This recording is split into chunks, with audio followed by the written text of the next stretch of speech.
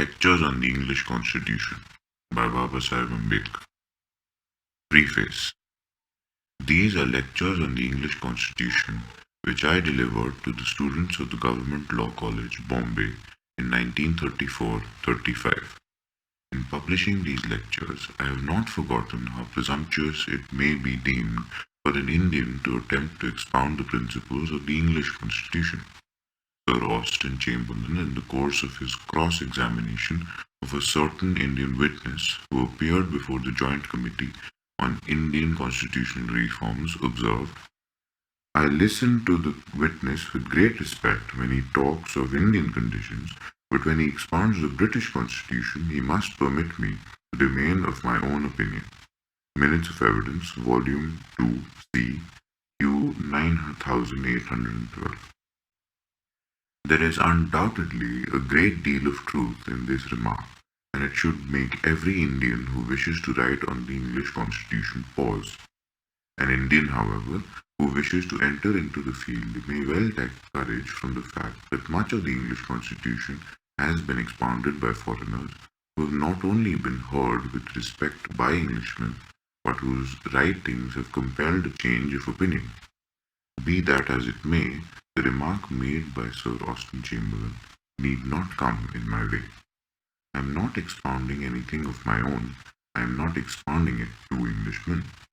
I am merely trying to make Dicey's English Constitution easier for Indian students to follow and to understand. From the standpoint of Indian students, Dicey's treatise suffer from two defects. It presupposes a knowledge of certain parts of the English Constitution. For instance, it presupposes a knowledge of what is Parliament, how it is constituted, and how it functions. This preposition, however justifiable it may be in the case of English students, would be without warrant in the case of Indian students who are called upon to take up the study of Dicey for the first time.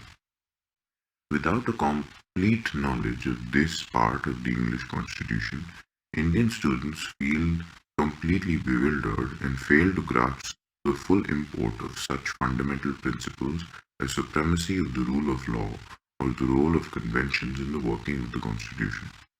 In order that the Indian student may follow in an intelligent way the exposition of Dicey regarding the operation of these principles, the teacher is forced at every turn to present to the student the framework of the English Constitution, which finds no place in Dicey's treatise. Secondly, the English Constitution has grown enormously both as regards rules of law and also as regards conventions since the last edition of Dicey's English Constitution was published. The result of this growth has been felt in two different ways. It has rendered some of the illustrations given by Dicey quite inappropriate. Secondly, it has altered the character of the English Constitution, especially the relations of the Crown and the British Parliament to the Dominions, to such an extent that an Indian student who depends upon Dicey alone will not be up to date but will missing a great deal that is vital in it. Except for additions of matter and changes of form, there is nothing new in these lectures. They constitute a revision of Dicey's treatise on the English Constitution with a view to remove its defects and to adapt it to the needs of the Indian students. The end.